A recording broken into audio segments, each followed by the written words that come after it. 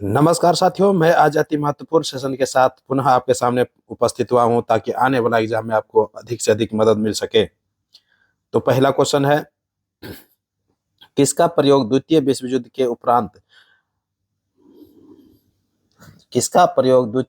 के उपरांत मलेरिया और टाइफस, मलेरिया है ये, मलेरिया आप लोग कर लीजिएगा, मलेरिया और टाइफस वाहक मच्छरों और जुओं को मारने में किया गया था।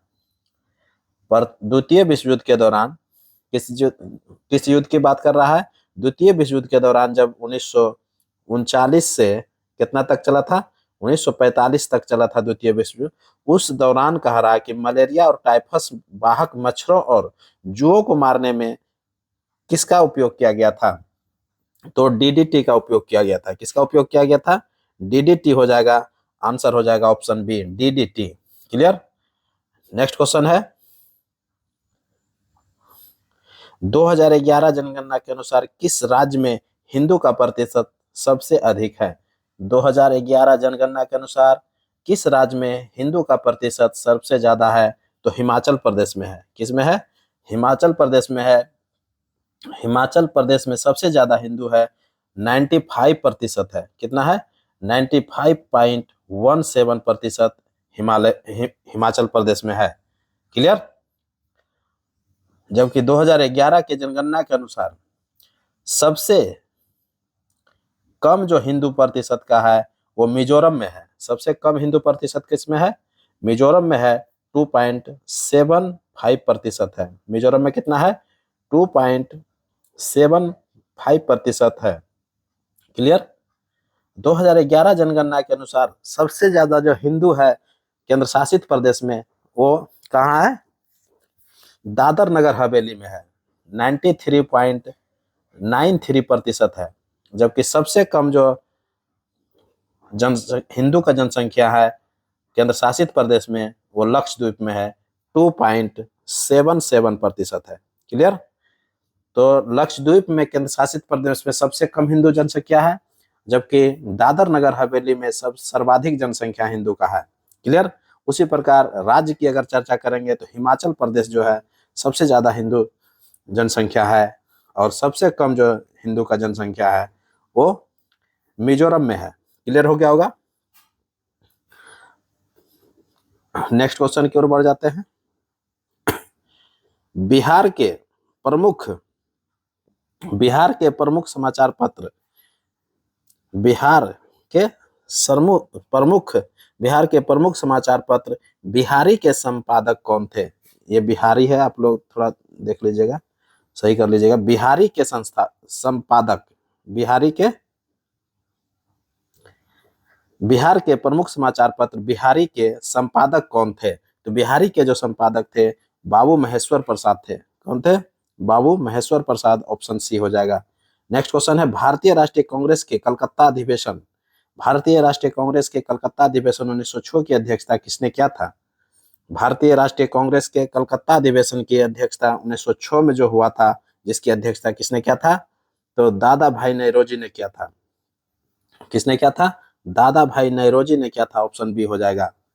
भारतीय राष्ट्रीय कांग्रेस की जो कलकत्ता का अधिवेशन 1906 में, उसकी अध्यक्षता दादा भाई नौरोजी ने किया था। दादा भाई नौरोजी को इंडियन ग्लैड स्टोन के नाम से जाना जाता है। दादा भाई नौरोजी को किस नाम से जाना जाता है? Indian glad stone. और दूसरा नाम जो है भारत के ग्रैंड ओल्ड मैन के नाम से जाना जाता है। क्लियर? नेक्स्ट क्वेश्चन है, बिहार में सबसे कम साक्षरता दर वाला जिला कौन है? बिहार में सबसे कम साक्षरता दर वाला जो जिला है वो पूर्णिया है। कौन है? पूर्णिया है, ऑप्शन सी हो जाएगा। क्लियर? नेक्स्ट क्वेश्चन देख लेते हैं, जबकि रोहतास का सर्वाधिक साक्षरता वाला जिला कौन है? तो रोहतास है, ध्यान में रखिएगा। नेक्स्ट क्वेश्चन है, किस संविधान संशोधन के तहत पांडिचेरी में विधानमंडल का प्रावधान किया गया है? किस संविधान संशोधन के तहत पांडिचेरी में विधानमंडल का प्रावधान किया गया है? तो 14वां संविधान संशोधन हुआ था। कब हुआ था? 14वां संविधान संशोधन हुआ था 1962 ईस्वी में। 14वां संविधान संशोधन 1962 ईस्वी में हुआ था। ऑप्शन क्या हो जाएगा? ऑप्शन बी हो जाएगा। 14वां संविधान संशोधन 1962 ईस्वी में। इसी संविधान संशोधन के तहत पांडिचेरी में विधानमंडल का प्रावधान किया गया है। क्लियर? इस समय भारत और फ्रांस के बीच संधि द्वारा पांडिचेरी, कारिकल, माहे यमन, ये जो चार जो बस्तियां थी, पांडिचेरी, करिकल, माहे, यमन, ये फ्रांसीसियों ने भारत को सौंप दिया था। इसी समय भारत और फ्रांस के बीच में एक संधि हुआ था। इस संधि के तहत क्या क्या था? पांडिचेरी, करिकल, माहे, यमन, ये इसको जो है क्या क्या था? भारत को सौंप दिया था। और इसी चारों को मिला करके, ये चारों को मिला करके भारत एक केंद्र शासित प्रदेश का निर्माण कर दिया, जिसका नाम पांडिचेरी पड़ा, जो कि 14वां संविधान संशोधन 1962 के तहत यहाँ विधान मंडल का व्यवस्था किया गया। क्लियर? तो नाम रखिएगा, चार गो नाम मिलकर के जो है, चार जो है शहर है, पांडिचेरी है, करिकल है, माहे है, यमन है, ये चारों मिलकर के पांडिचेरी का निर्माण करता है। नेक्स्ट क्वेश्चन है, कौन सबसे नवीन पर्वत श्रेणी है? कौन सबसे नवीन पर्वत श्रेणी है? तो सबसे नवीन जो पर्वत श्रेणी है वो कौन है? शिवालिक है। ऑप्शन क्या हो जाएगा? शिवालिक हो जाएगा। जबकि अरावली जो है सबसे पुरानी पर्वत श्रेणी है। अरावली जो है सबसे पुरानी है, जबकि सबसे नवीन जो है शिवालिक है। क्लियर? नेक्स्ट क्वेश्चन है, जल जल सरल शर्करा, जल सरल शर्करा, ये अलग अलग कर लीजिएगा, थोड़ा कोमा दे दीजिएगा। जल सरल शर्करा एवं अल्कोहल का अवशोषण कहाँ होता है? जल का अवशोषण, सरल शर्करा का अवशोषण एवं अल्कोहल का अवशोषण, ये तीन है, तीनों अलग अलग है। जल का अवशोषण, सरल शर्करा का अवशोषण, अल्कोहल का अवशोषण कहाँ होता है? तो ये अमाशय में होता है। कहाँ होता है? अमाशय में होता है। ऑप्शन डी हो जाएगा। नेक्स्ट क्वेश्चन है, लेसिक का विस्तृत रूप क्या है? लेसिक जो है विस्तृत रूप क्या है? लेसिक जो है शल्य चिकित्सा में होता है। लेजर असिस्टेड, क्या होता है? Laser assisted in source keratomileusis. Option A हो जाएगा। क्या हो जाएगा? ऑप्शन ए हो जाएगा। नेक्स्ट क्वेश्चन है, जीवन समर्थ पहल, जीवन समर्थ पहल हाल ही में किसने लॉन्च किया है? जीवन समर्थ पहल हाल ही में किसने लॉन्च किया है? तो एलआईसी ने किया है। किसने किया है? एलआईसी ने किया है। क्लियर? नेक्स्ट क्वेश्चन है, हाल ही में खबरों में रहा ऑपरेशन नन्हे फरिश्ते। देखिए ऑपरेशन नन्हे फरिश्ते है, ये बहुत इंपॉर्टेंट, ये बहुत इंपॉर्टेंट, ये बहुत इंपॉर्टेंट ये ऑपरेशन है। ऑपरेशन नन्हे फरिश्ते किससे से संबंधित है? तो ये ऑपरेशन नन्हे फरिश्ते जो है ये आरपीएफ के द्वारा चलाया गया है। किसके द्वारा चलाया गया है? आरपीएफ के द्वारा चलाया गया है। रेलवे प्रोटेक्शन फोर्स होता है, रेलवे प्रोटेक्शन फोर्स होता है। ऑप्शन ए हो जाएगा। नेक्स्ट क्वेश्चन है, हाल ही में बिहार के किस मशहूर चिकित्सक को दुबई में एशिया बुक आफ्टर रिकॉर्ड से सम्मानित किया गया है? हाल ही में बिहार के किस मशहूर, क्या बोल रहा है? मशहूर क्या है? चिकित्सक है। मशहूर चिकित्सक को दुबई में एशिया बुक आफ्टर रिकॉर्ड से सम्मानित किया गया है। एशिया बुक आफ्टर रिकॉर्ड से सम्मानित जो किया है डॉक्टर रजनीकांत को किया है। किसको क्या है? डॉक्टर रजनीकांत को क्या है? ऑप्शन बी हो जाएगा। नेक्स्ट क्वेश्चन है, पुरुष टीम इंडिया के हेड कोच कौन बन गए हैं? पुरुष इंडिया टीम के हेड कोच जो है गौतम गंभीर बन गए हैं। क्लियर? ऑप्शन ए हो जाएगा। ये राहुल द्रविड़ का स्थान लिए हैं। नेक्स्ट क्वेश्चन है, हाल ही में कौन सा राज्य कचरे से चारकोल बनाने वाला हरित कोयला संयंत्र लगाएगी? हाल ही में कौन सा राज्य कचरे से चारकोल बनाने वाला हरित कोयला संयंत्र लगाएगा? तो हरित कोयला जो संयंत्र लगाएगा ये हरियाणा लगाएगा दोस्तों। कौन लगाएगा? हरियाणा लगाएगा। ऑप्शन क्या हो जाएगा? ऑप्शन ए हो जाएगा। तो हरियाणा की राजधानी कहाँ है? चंडीगढ़ है। और पंजाब की राजधानी भी चंडीगढ़ है, और जबकि चंडीगढ़ जो है एक केंद्र शासित प्रदेश है जिसकी राजधानी चंडीगढ़ ही है। तो क्लियर हो गया होगा। नेक्स्ट क्वेश्चन है, हाल ही में बिहार सरकार ने केंद्र से किस कृषि उत्पादन के लिए न्यूनतम समर्थन मूल्य घोषित करने का आग्रह किया है? हाल ही में बिहार सरकार ने केंद्र से किस कृषि उत्पादन के लिए न्यूनतम समर्थन मूल्य घोषित करने का आग्रह किया है? तो मखाना के लिए यह जो है निवेदन किया है। किसके लिए किया है? न्यूनतम समर्थन मूल्य जो है इसके लिए जो है क्या क्या है, आग्रह किया है केंद्र सरकार से कि इसका जो है न्यूनतम समर्थन मूल्य घोषित किया जाए मखाना के लिए। क्लियर। नेक्स्ट क्वेश्चन है, हाल ही में किस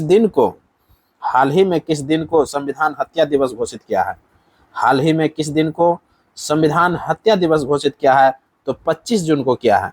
किस जून को किया है? 25 जून को किया है। क्लियर। क्योंकि 25 जून 1975 के दिन ही क्या हुआ था, देश में आपातकाल की घोषणा हुआ था।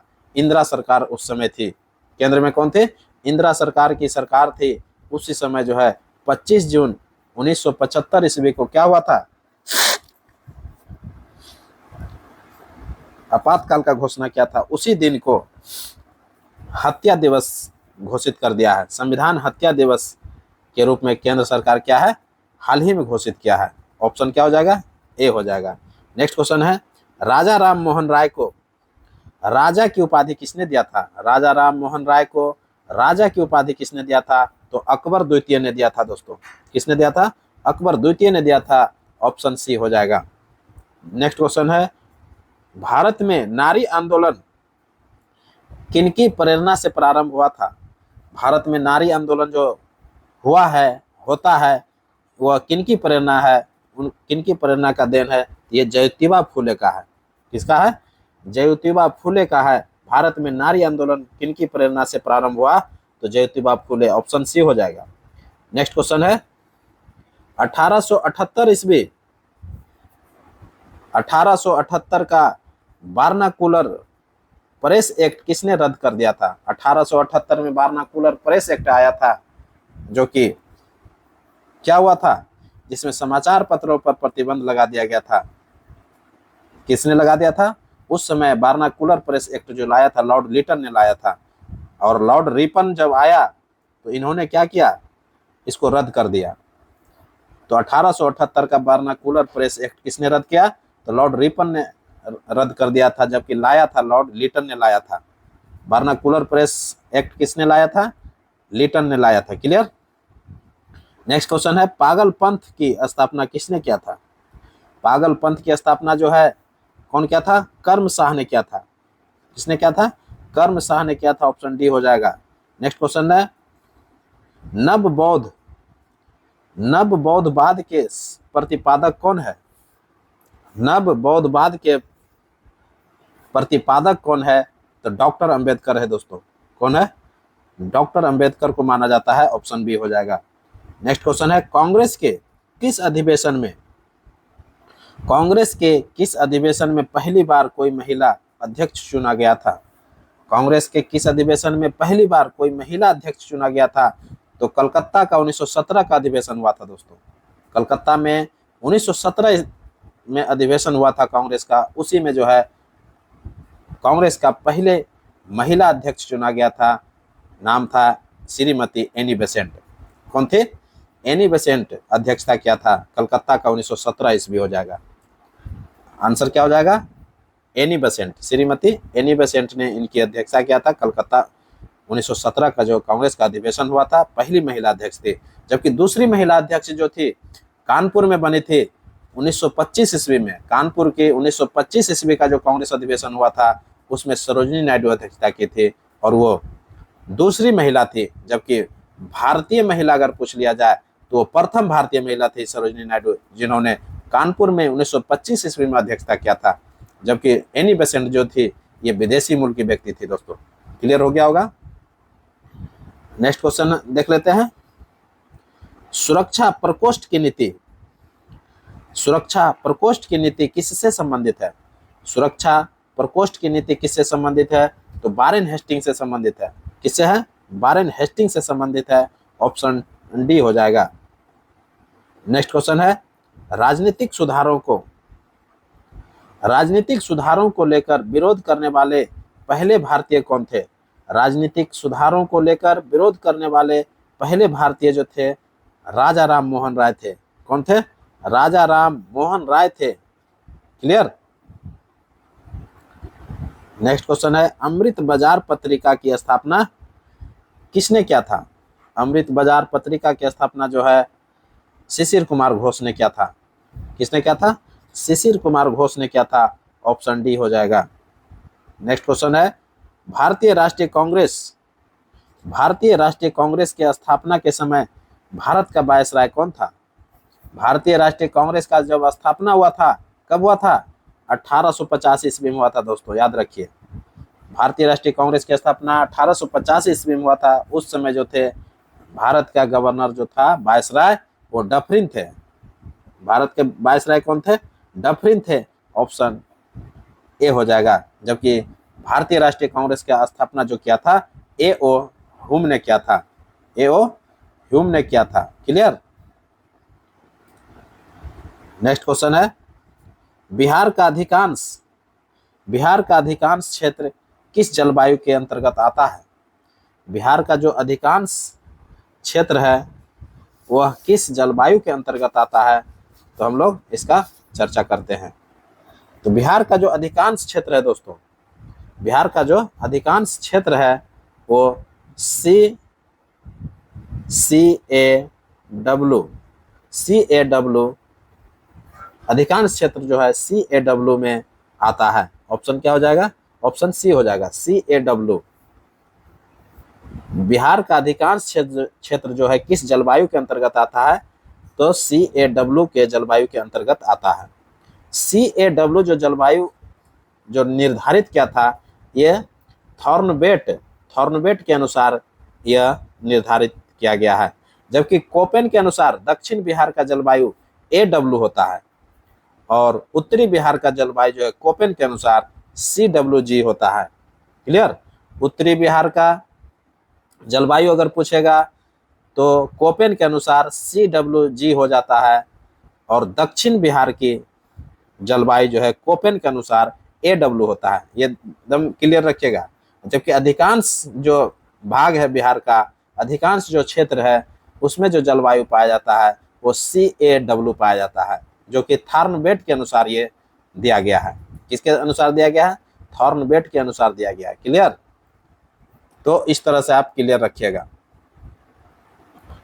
नेक्स्ट क्वेश्चन की ओर बढ़ जाते हैं। तो ये क्लियर हो गया ना कि बिहार का अधिकांश क्षेत्र का जो जलवायु होता है CAW होगा और उत्तरी बिहार का जो जलवायु होगा CWG हो जाएगा और दक्षिण बिहार की जो जलवायु होगा AW हो जाएगा। क्लियर? नेक्स्ट क्वेश्चन है, ककोलत जलप्रपात कहाँ है? ककोलत जलप्रपात जो है ये नवादा जिला में है। कहाँ है?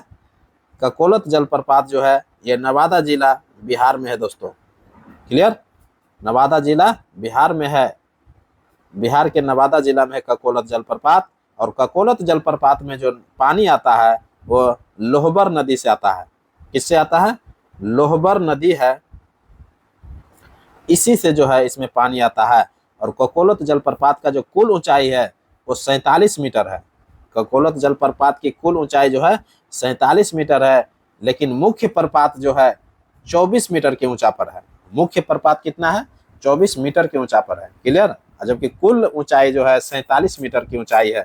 ककोलत जलप्रपात का अगर कुल ऊंचाई पूछ देगा तो 47 मीटर हो जाएगा, लेकिन मुख्य प्रपात की अगर सिर्फ मुख्य प्रपात का अगर ऊंचाई पूछेगा तो 24 मीटर हो जाता है। क्लियर? और ककोलत जलप्रपात जो है ये बहुत इंपॉर्टेंट है, बार बार एग्जाम में पूछा जाता है। ये नवादा जिला में है। नेक्स्ट क्वेश्चन है, कोसी नदी कहां से निकलती है? कोसी नदी कहां से निकलती है? ये गोसाई स्थान से निकलती है दोस्तों। कहां से निकलती है? सप्तकोशी, नेपाल में पड़ती है। सप्तकोशी कहां पड़ती है? नेपाल में पड़ती है। ऑप्शन ए हो जाएगा, गोसाई स्थान। क्या हो जाएगा? गोसाई स्थान हो जाएगा। कोसी नदी कहां से निकलती है? गोसाई स्थान सप्तकोशी नेपाल से निकलती है। जबकि कुर्सेला के निकट गंगा नदी में कोसी नदी क्या हो जाता है, मिल जाती है। कुर्सेला के निकट कोसी नदी क्या होता है, गंगा में आके मिल जाती है। क्लियर। और कोसी नदी जो है बिहार के लिए शोक का काम करती है। तो बिहार का शोक नदी के रूप में कोसी नदी को जाना जाता है, क्योंकि इसकी धार जो है, इसकी पानी का जो धार है बहुत तीव्र के कारण इसकी जो है, इसको शोक नदी के रूप में कहा गया है। कोसी नदी की कुल लंबाई जो है 720 किलोमीटर है। कितना है, 720 किलोमीटर है, जबकि बिहार में इसकी जो कुल लंबाई है 260 किलोमीटर है दोस्तों। क्लियर। कोसी नदी की कुल लंबाई अगर पूछ दे तो 720 किलोमीटर लंबाई है, जबकि बिहार में जो इसकी लंबाई है वो 260 किलोमीटर की लंबाई है। क्लियर, एकदम क्लियर रखिएगा। नेक्स्ट क्वेश्चन देख लेते हैं। जनगणना 2011 का स्लोगन क्या है। जनगणना जो 2011 हुआ था उसका स्लोगन क्या था, हमारी जनगणना हमारा भविष्य था। हमारी जनगणना हमारा भविष्य था, इसका स्लोगन ऑप्शन ए हो जाएगा। देश की यह जो जनगणना थी 2011 का, वो 15वीं जनगणना थी। देश की कौन सी जनगणना थी, यह 15वीं जनगणना थी, जबकि स्वतंत्र भारत की अगर जनगणना पूछा जाए तो यह 7वीं जनगणना थी। 2011 की जनगणना की चर्चा कर रहे हैं। देश की कौन सी जनगणना थी, 15वीं जनगणना थी, जबकि स्वतंत्र भारत की अगर जनगणना पूछे तो ये 7वीं जनगणना थी, 2011 की जनगणना। ठीक है, जिसमें से स्लोगन जो था 2011 की जनगणना का, हमारी जनगणना हमारा भविष्य था। क्लियर। और दूसरी बात, 2011 की जनगणना का शुभंकर जो था वो कौन था, जिसको मास्कोट बोलते हैं। मास्कोट जो था वो परगणक शिक्षिका थी। क्यों थे, परगणक शिक्षिका, ये शिक्षिका है, परगणक शिक्षिका थी। जबकि 2011 की जनगणना का जो मास्कोट था, शुभंकर जो था, वो क्या था, परगणक शिक्षिका। क्लियर। इस तरह से आप क्लियर रखिएगा ताकि एक भी क्वेश्चन जो है आपको एग्जाम में छूट ना पाए। नेक्स्ट क्वेश्चन देखते हैं। महान विभाजन वर्ष के रूप में किस वर्ष को जाना जाता है। बहुत इंपॉर्टेंट क्वेश्चन है, ये बार बार एग्जाम में पूछा जाता है। महान विभाजन वर्ष के रूप में किस वर्ष को जाना जाता है, तो 1921 का जो हुआ था, 1921 का जो जनगणना हुआ था, उसी को महान विभाजन वर्ष के रूप में जाना जाता है। क्यों जाना जाता है, क्योंकि जनसंख्या वृद्धि दर की अपेक्षा इसमें कमी आ गया था। हर साल जब जनगणना कराया जाता है तो जनसंख्या में वृद्धि देखा जाता है, लेकिन 1921 की जब जनगणना देखा गया तो उसमें जनसंख्या वृद्धि दर नहीं होकर के बल्कि कमी आया था, निगेटिव हो गया था। यही कारण है कि महान विभाजन वर्ष के रूप में 1921 ईस्वी को जाना गया। क्लियर। तो इस तरह से आप नेक्स्ट क्वेश्चन की ओर बढ़ते हैं, और ये अंतिम क्वेश्चन रहेगा। कह रहा है कि हाल ही में मिर्गी नियंत्रण के लिए दुनिया का पहला ब्रेन ट्रांसप्लांट कहाँ किया गया है। बहुत इंपॉर्टेंट क्वेश्चन है ये। जो भी आप हालिया वनडे एग्जामिनेशन का तैयारी कर रहे हैं, कृपया सभी वीडियो देखने का कोशिश कीजिए। एक एक क्वेश्चन आपके एग्जाम मॉडल तैयार किया गया है, और यही सब क्वेश्चन एग्जाम में रहता है दोस्तों। हाल ही में मिर्गी नियंत्रण के लिए दुनिया का पहला ब्रेन ट्रांसप्लांट जो किया गया है वो ब्रिटेन में किया गया है। कहाँ किया गया है, ब्रिटेन में किया गया है। ऑप्शन ए हो जाएगा। ऑप्शन क्या हो जाएगा, ब्रिटेन हो जाएगा, ऑप्शन ए। तो इसी के साथ अब हमको इजाजत दीजिए। मैं पुनः एक नए वीडियो के साथ आपके सामने उपस्थित होऊंगा। तब तक के लिए पढ़िए। नमस्कार।